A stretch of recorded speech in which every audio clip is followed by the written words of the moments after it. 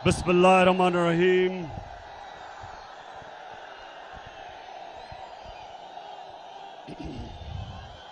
इय्याका नअबुदु व इय्याका नस्तईन।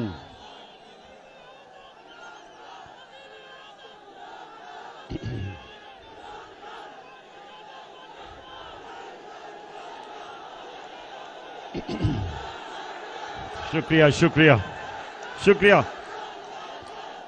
अलीपुर, मैं सबसे पहले इस शानदार इस्तकबाल का आपका दिल से शुक्रिया अदा करता हूं। बहुत बहुत शुक्रिया। मुझे अलीपुर और जतई, मुझे अंदाजा नहीं था कि यहां इतने ज्यादा लोग होंगे।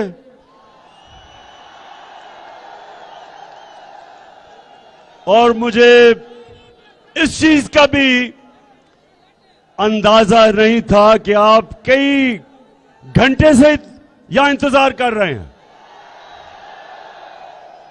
मुझे तो यह बताया गया था कि 8:30 बजे जलसा होगा, तो पता चला कि बड़ी देर से आप यहां खड़े हैं। तो मैं माजरत भी चाहता हूं कि इतनी गर्मी में और हब्स में आप इतनी देर खड़े रहे हैं। मैं आपसे माजरत चाहता हूं। अच्छा, अब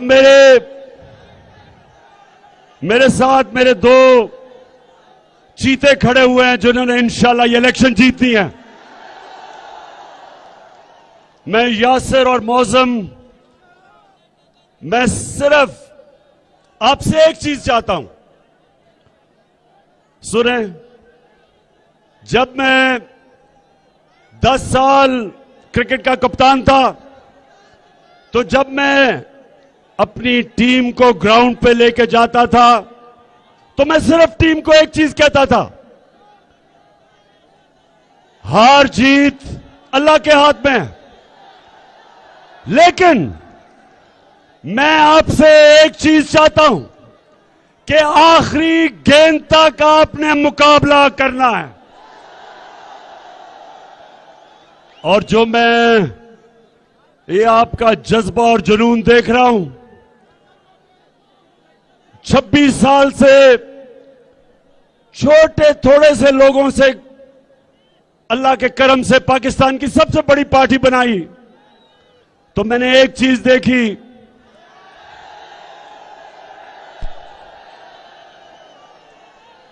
कि जो मर्जी कर लें, अगले पैसा खर्च करें, पुलिस का इस्तेमाल करें, जो मर्जी कर दें, जज्बे को कोई शिकस्त नहीं दे सकता। और इंशाअल्लाह ये जो मैं आप सबसे चाह रहा हूं, मैं मौसम और यासिर आपके अलावा मैं चाहता हूं कि आप और आपकी टीमें हर दरवाजे पे पहुंचे, डोर टू डोर जाएं और एक पैगाम दें सबको कि ये इलेक्शन नहीं हो रही, ये इलेक्शन नहीं है, ये पाकिस्तान की हकीकी आजादी की जंग है, जो एक अमेरिकी साजिश के तहत हमारे ऊपर पाकिस्तान के नामवर डाकुओं को मुसल्लत किया। 22 करोड़ अवाम की इन्होंने तौहीन की। अपने मुल्क में अमेरिका एक जमानत पे कोई भी शख्स हो, उसको वो चपरासी भी नहीं बनने देता। यहां इन्होंने एक मुल्क के डाकू को वजीर आजम बना दिया है।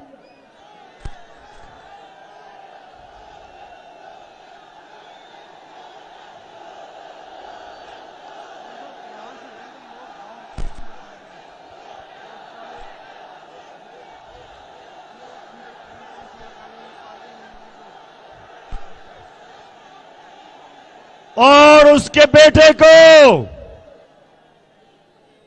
वजीर आला हमजा कुकड़ी को आते साथ ही हमजा कुकड़ी ने मुर्गी की कीमत दुगनी कर दी और अंडों को 36% उनकी कीमत बढ़ा दी।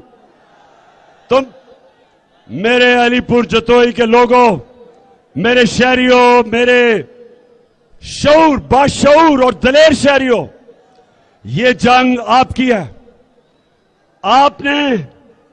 आपने हर घर जाना है, आपने लोगों को जगाना है कि अगर हमने इन चोरों को शिकस्त ना दी और खास तौर पे इन लोटों को,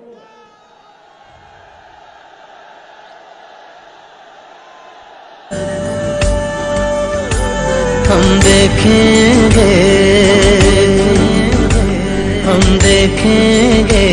लाजिम है कि हम भी देखेंगे, हम देखेंगे,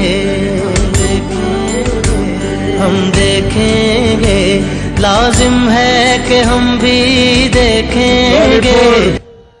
अलीपुर आपने जब, और मैं खास तौर पे नौजवान आपके ही जिम्मेदारी लगा रहा हूं, बच्चों की जिम्मेदारी लगा रहा हूं और अपनी बहनों की जिम्मेदारी लगा रहा हूं। जितनी मेरी यहां आज तादाद में बहनें आई, आपको भी हम सलाम करते हैं। आपने लोगों को जगाना है, बेदार करना है कि ये लोग अगर ये लोटे और ये चोर इलेक्शन जीते हैं तो आगे हमारे मुल्क का मुस्तकबिल ये अमरीकनों के गुलामों के हाथ में होगा और चोरों के हाथ में होगा। इसलिए मैं आज इतनी दूर आपके पास सिर्फ एक वजह से आया हूं कि आपने इसको जहाद समझना है। अपने मुल्क की हकीकी आजादी की जो जंग है वो जहाद है, ये पॉलिटिक्स नहीं है। तो आप सब ने तैयारी करनी है और मुझे पता है कि ये जो शरीफ खानदान है, इन्होंने जिंदगी में ईमानदारी से कोई चीज नहीं की। इनकी पॉलिटिक्स वो 2 नंबर, इनकी बिजनेस 2 नंबर। इलेक्शंस ये अंपायर साथ मिला के लड़ते हैं। और जब ये नवाज शरीफ क्रिकेट खेलता था अपने अंपायर खड़े करके खेलता था, क्यों ये 2 नंबर लोग हैं। और दूसरी तरफ आसिफ जरदारी,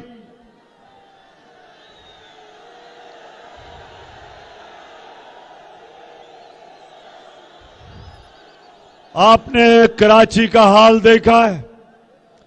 कराची को कहते थे रोशनियों का शहर।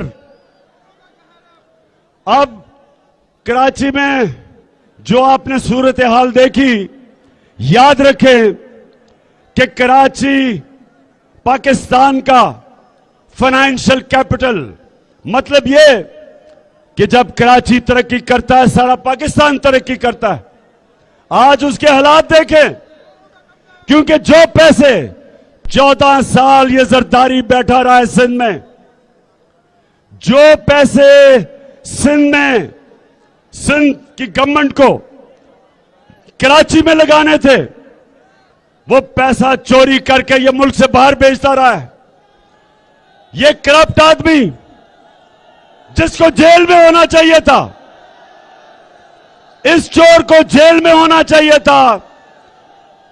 ना जाने कौन सी कुव्वतें हैं इस मुल्क में कि मुल्क का दूसरा बड़ा डाकू, सबसे बड़ा डाकू नवाज शरीफ, दूसरा बड़ा डाकू जरदारी, कि कौन सी कुव्वतें हैं इस मुल्क में जिनका एहतसाब नहीं होने देती और ये बार बार आके मुल्क का खून चूसते हैं।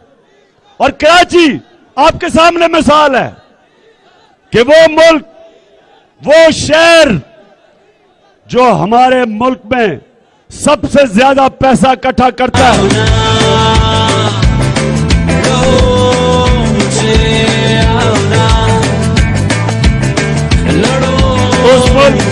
उस शहर को उस शहर का पैसा चोरी करके बाहर दुनिया में पैसा भेजा, ये जरदारी और इसके सारा टोला।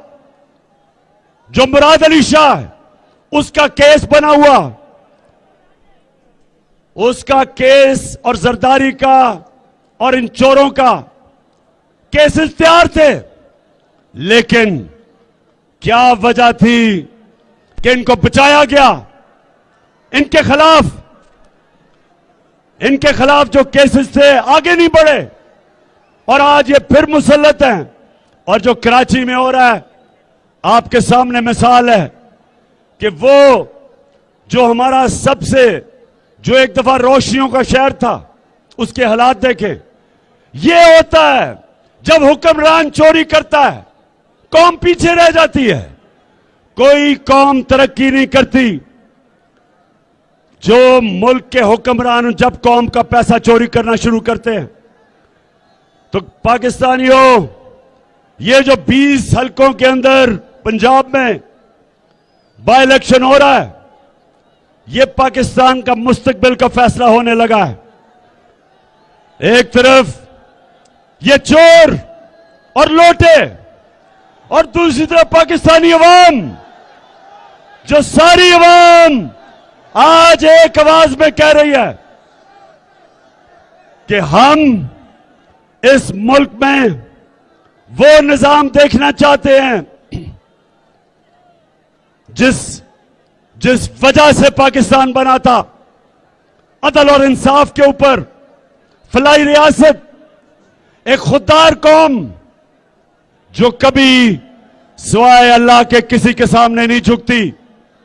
हम इन चोरों को, इन अमेरिका के गुलामों को इंशाअल्लाह आपने मेरे से वादा करना है कि 17 तारीख को हम इनको हरा के, इनको हमेशा के लिए इस मुल्क की सियासत से इनकी कब्र खोदेंगे, इनकी सियासत खत्म करेंगे।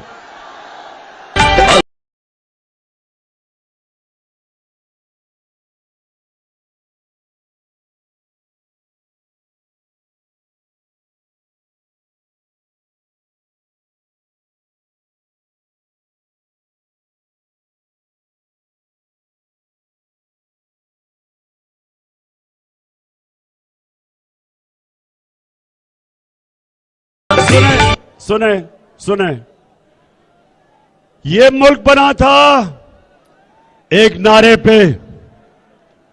पाकिस्तान का मतलब क्या? और ला इलाहा इल्लल्लाह का मतलब क्या? अल्लाह तेरे सिवा किसी के सामने नहीं हम झुकते। हमें ला इलाहा इल्लल्लाह आजादी देता है, हमें ला इलाहा इल्लल्लाह खुददारी देता है, हमें गैरत देता है। एक छोटे से इंसान को हमारा कलमा एक बड़ा इंसान बना देता है। जो मुल्क का हुक्मरान होता है, वो मुल्क की गैरत होता है। वो मुल्क जो हुक्मरान कहता है, वो सारे मुल्क के ऊपर असर पड़ता है। जब हमारा लीडर कायदे आजम, गुलाम हिंदुस्तान में एक आजाद लीडर, सारे मुसलमानों को फख्र होता था कि हमारा लीडर कायदे आजम किसी के सामने नहीं झुकता, खुददार लीडर था। जरा आप ये सुने कि ये cherry blossom boot polish Shahbaz शरीफ,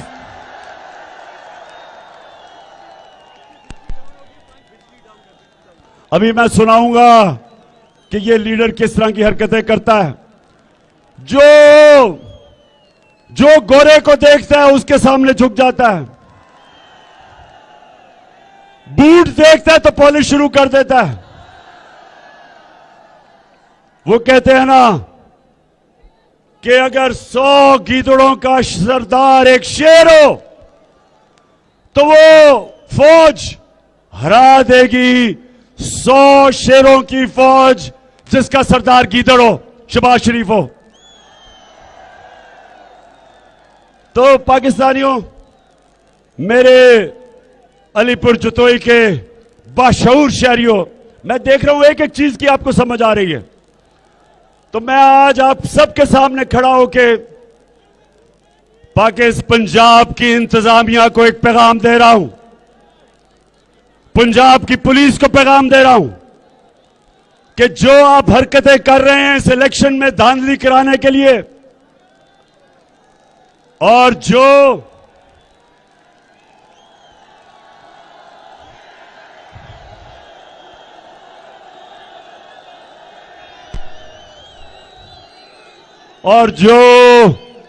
लाहौर में मिस्टर एक्स बैठा हुआ है और वो भी जो कोशिश कर रहा है इन चोरों को जिताने के लिए, सब गौर से कान खोल के सुन लो कि ज्यादा देर नहीं रह गई। जो भी आप करेंगे, आप एक अवाम को शिकस्त नहीं दे सकते, एक कौम को कोई नहीं हरा सकता। आज सारी कौम एक तरफ खड़ी हो गई है। जो मर्जी आप कर लें, हर किस्म का हथकंडा इस्तेमाल कर लें, आप ये बाय इलेक्शन इनको नहीं, चोरों को जिता सकते।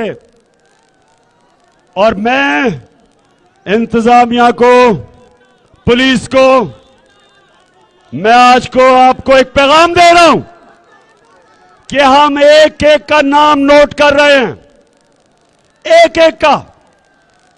जो जो आप हरकतें कर रहे हैं, डायरी में आपका नाम लिखा जा रहा है। और आपके खिलाफ अब देर नहीं, 7 दिन रह गए हैं। अभी भी अपना उल्लू सीधा कर लो। सिर्फ 7 दिन है। अगले पीर को आपका एहतसाब शुरू हो जाएगा। आपने जिन्होंने कानून को तोड़ के ये हमजा कुकड़ी की मदद की,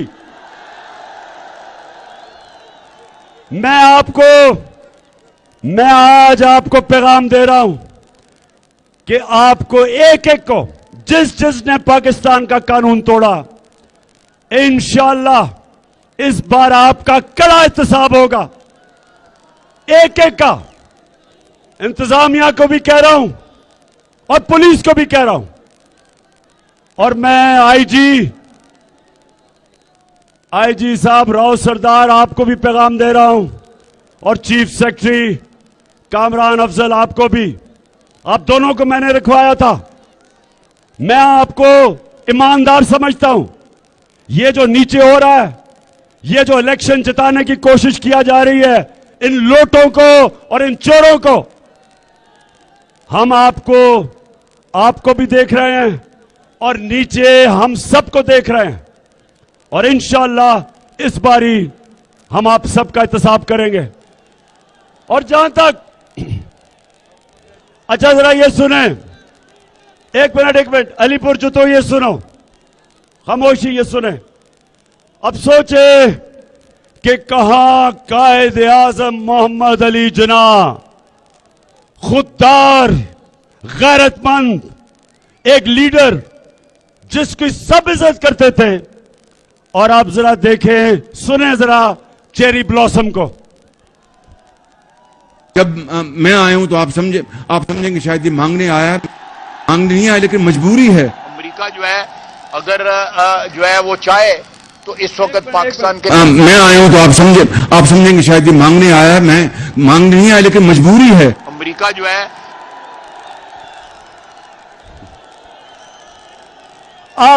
अच्छा अलीपुर, आप बताएं, कभी आपने लीडर को इस तरह की बातें करते सुना है? बताएं जरा। और वो भी लीडर। जब मैं आया हूं तो आप समझेंगे शायद ये मांगने आया है, मैं मांगने नहीं आया, लेकिन मजबूरी है।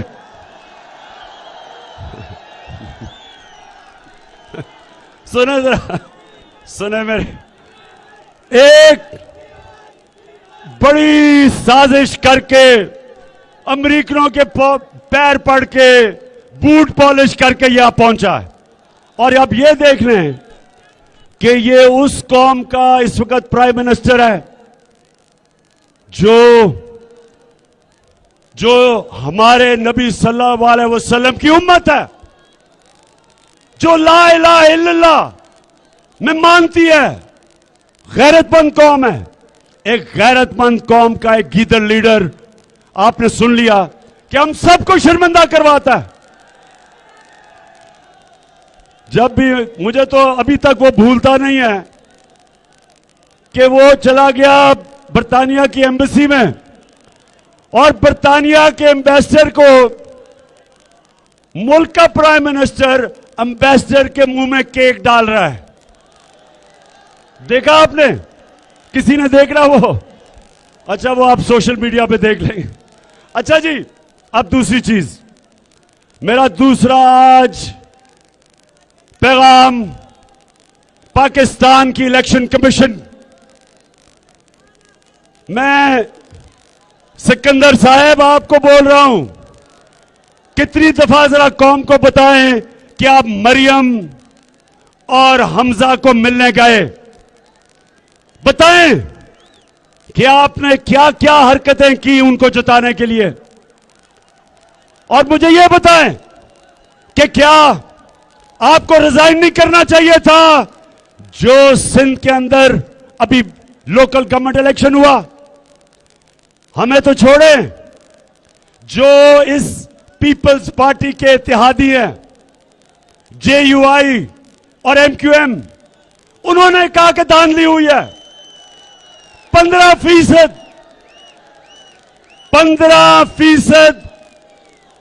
15% सीटों के ऊपर इलेक्शन ही नहीं लड़ा गया क्योंकि इन्होंने पुलिस का इस्तेमाल किया।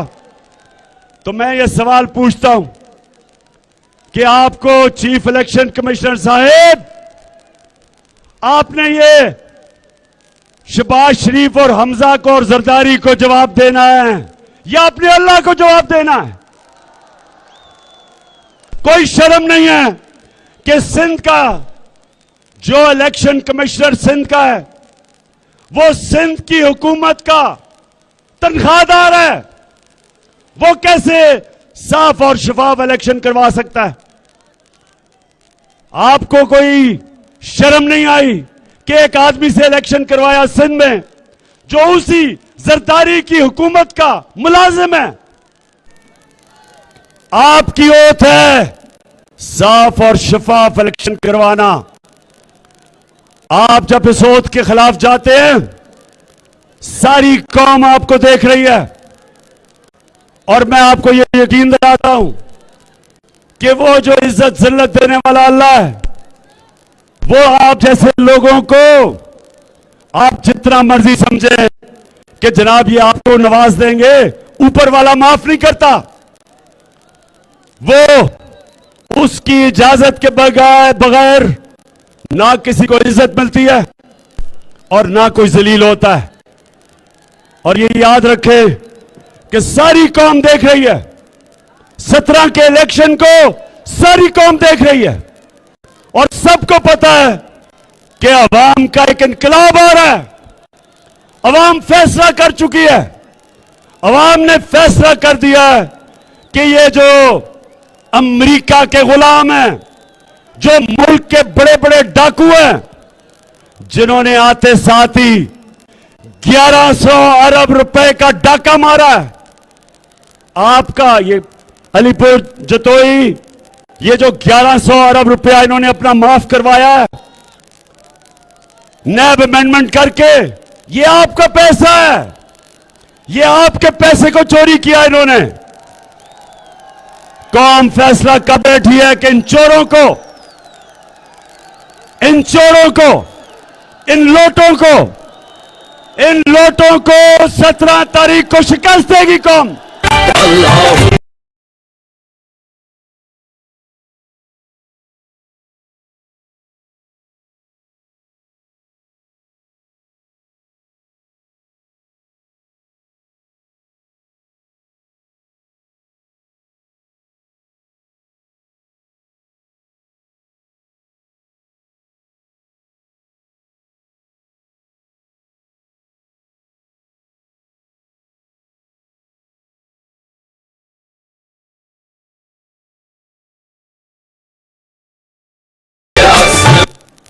अच्छा सुनो, अच्छा जी आप सुनो, अच्छा पहले फिर एक हाथ खड़ा करके बताओ आप सत्रह के लिए तैयार हो? माशाल्लाह माशाल्लाह। और दूसरी चीज कि आपने अपनी जिम्मेदारी लेके हर घर जाना है, लोगों को निकालना है। हाथ खड़ा करके बताओ, लोगों को निकालना है इंशाल्लाह इंशाल्लाह।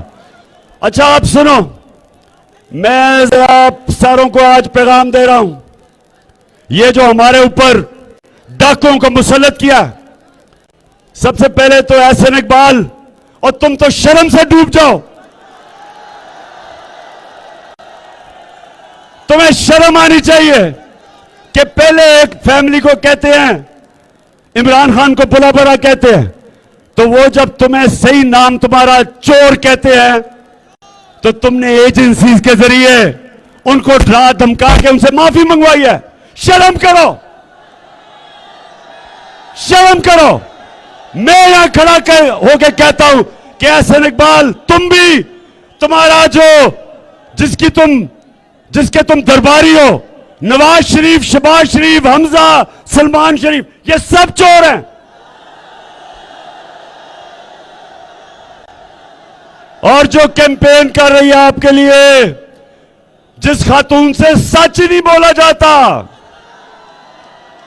कहती है, खातून फरमाती है कि मेरी तो लंदन छोड़ो पाकिस्तान में भी कोई प्रॉपर्टी नहीं है। अल्हम्दुलिल्लाह हमारी मेरी और मेरी वालदा की और बहन भाइयों की प्रॉपर्टी। ये जरा सुने,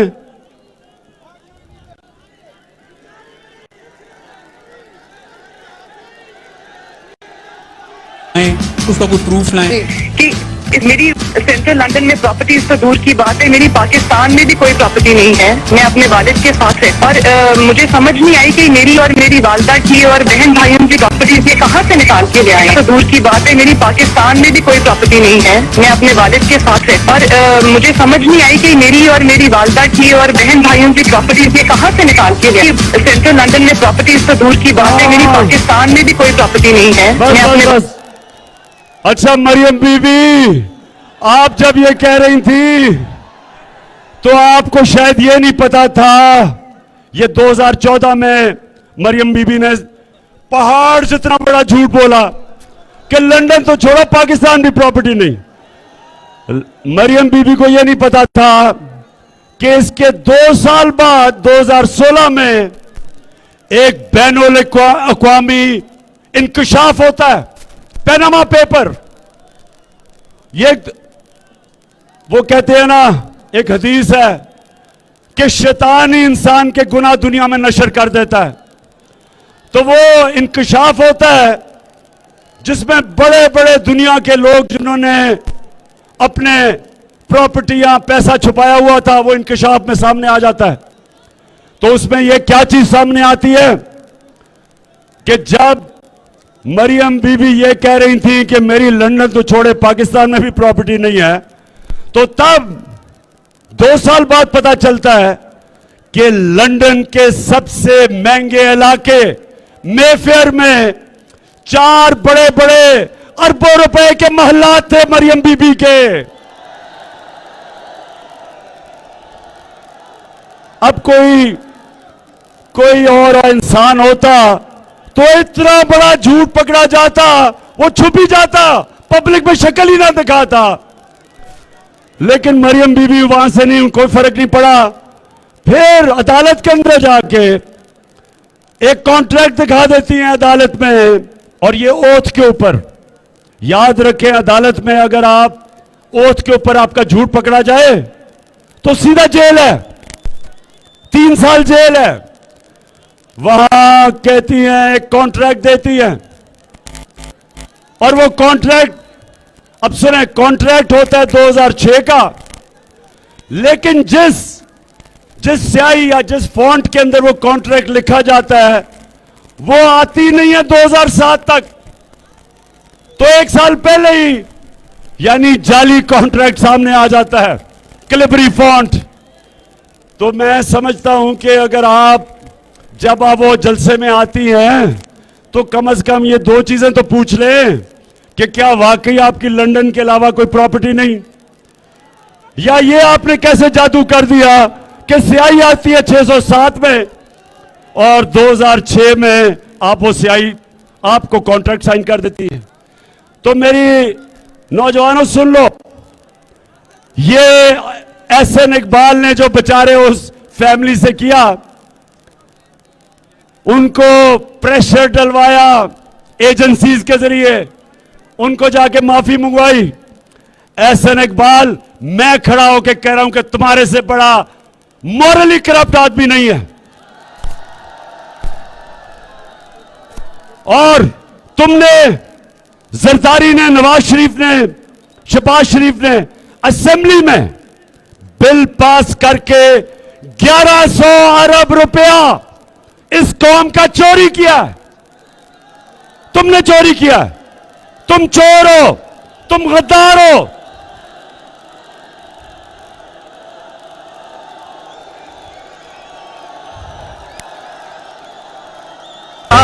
फिर से तू डट जा, फिर से वो बल्ला घुमा,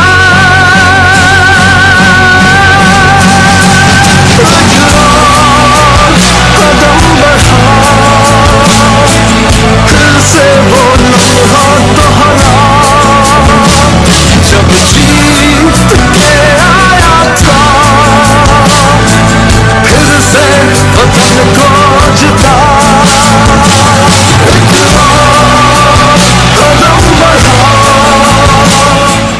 अच्छा, अलीपुर जतोई, मैं वैसे आपको आज सलाम करता हूं।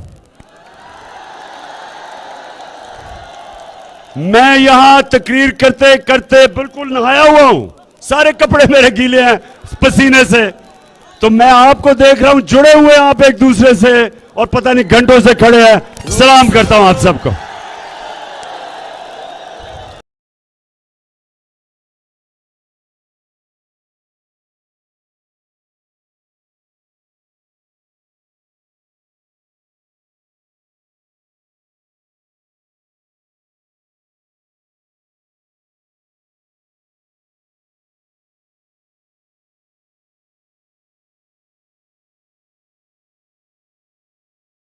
अच्छा जी, आखिर में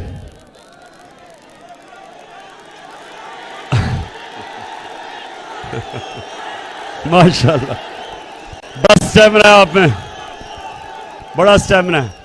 अच्छा, मैं एक बात आखिर में, एक बड़ा इंपॉर्टेंट चीज है आपके लिए कि देखें, हमारे ऊपर पहले एक अमेरिका की साजिश के तहत इन चोरों को बिठाया गया। उन चोरों ने आके सबसे पहले 1100 अरब रुपया अपना माफ करवाया और ये चोर कह रहे थे कि इमरान खान ने बड़ी महंगाई कर दी। आज सारी कौम के सामने पता चल गया कि जो महंगाई इन्होंने की है, 14 साल में इतनी महंगाई नहीं हुई। आप सब मुझे बताएं, डीजल, पेट्रोल, गैस, अच्छा फिर से मैं कहता हूं, पेट्रोल, फजलुर रहमान, गैस सब महंगी हो गई है।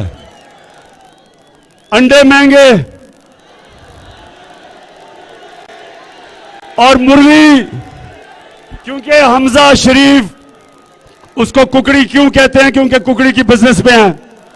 दुगनी कीमत मुर्गी की अब थोड़ी नीचे आई है। अंडे 37% महंगे, हर दाल महंगी, घी महंगा, यानी आज कौम को पता चला महंगाई क्या है। और मायशत का इन्होंने वो हाल किया है कि मुझे खौफ है कि हम श्रीलंका की तरफ जा रहे हैं। श्रीलंका में क्या हुआ? श्रीलंका में मायशत जब गिरती गई, उनके पास डॉलर नहीं है, डॉलर नहीं रहे कि वो तेल खरीद सके, मुल्क बैठ गया। प्रेसिडेंट के ऊपर हमला, प्राइम मिनिस्टर के घर पे हमला, दोनों जान बचा के भागे दोनों, क्योंकि माशत बैठ गई। ये चोर भी यही कर रहे हैं।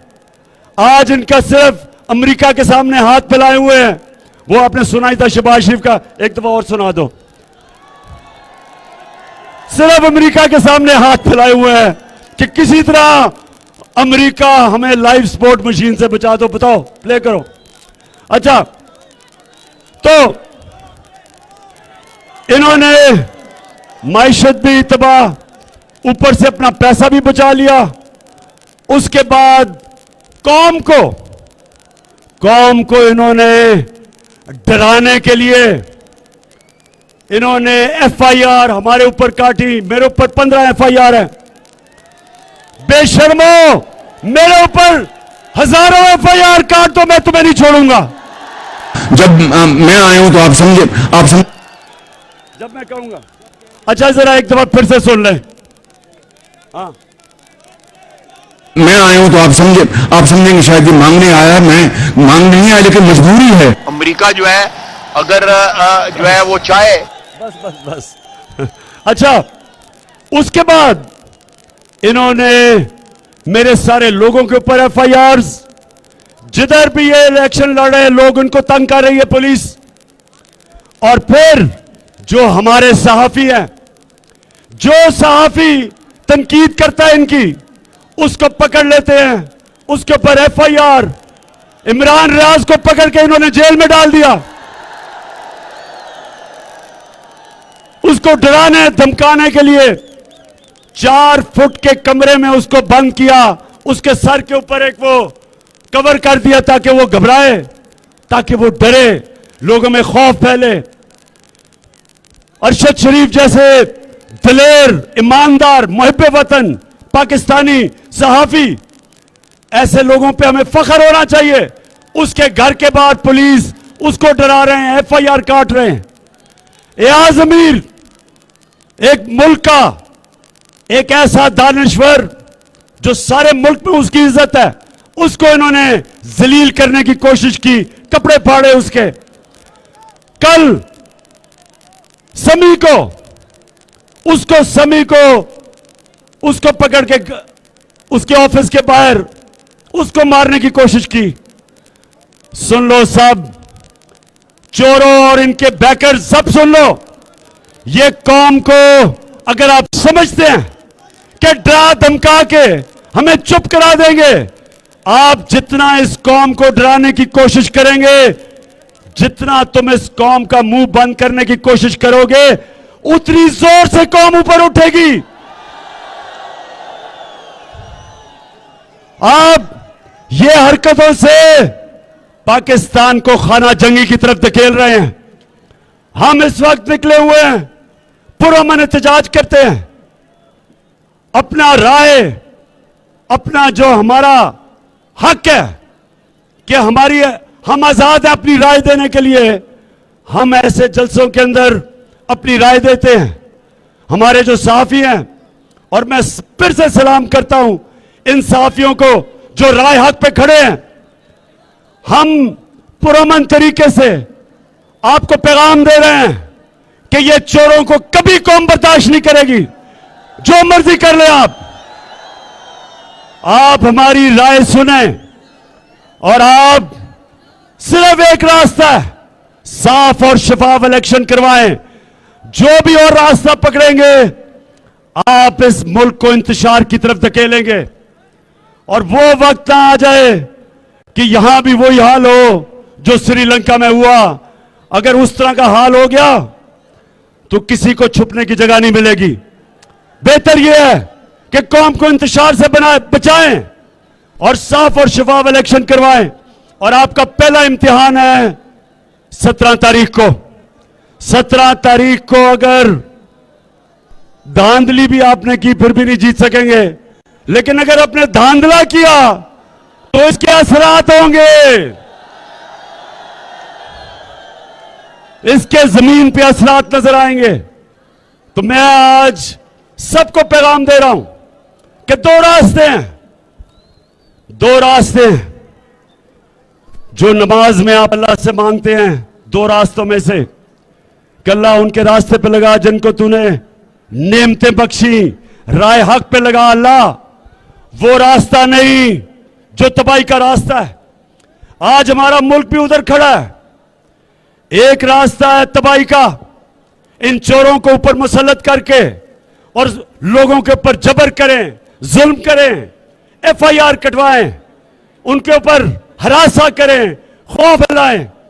ये मुल्क की तबाही का रास्ता है, क्योंकि कभी कौम इन चोरों को नहीं मानेगी। दूसरा रास्ता राय हक का है, और राय हक का रास्ते में ही पाकिस्तान बचेगा। और वो है साफ और शफाफ इलेक्शन करवाएं, अवाम की राय जिस भी हुकूमत को लेके आती है सलाम करें उनको। जो भी हुकूमत आती है साफ और शफाफ इलेक्शन से ये कौम कबूल करेगी। लेकिन कोई और रास्ता आपने इख्तियार किया, ये मुल्क मुश्किलों में मजीद पड़ता जाएगा। तो अलीपुर जतोई, आपने आज मेरे से वादा किया कि ये इलेक्शन आपका है, आपकी जिम्मेदारी है, आपने निकलना है। और इंशाअल्लाह मेरे ये जो दो चीते खड़े हैं, यासर और मौजम, आपने 17 को जताना है और फिर आके हम जश्न बनाएंगे या इंशाअल्लाह पाकिस्तान।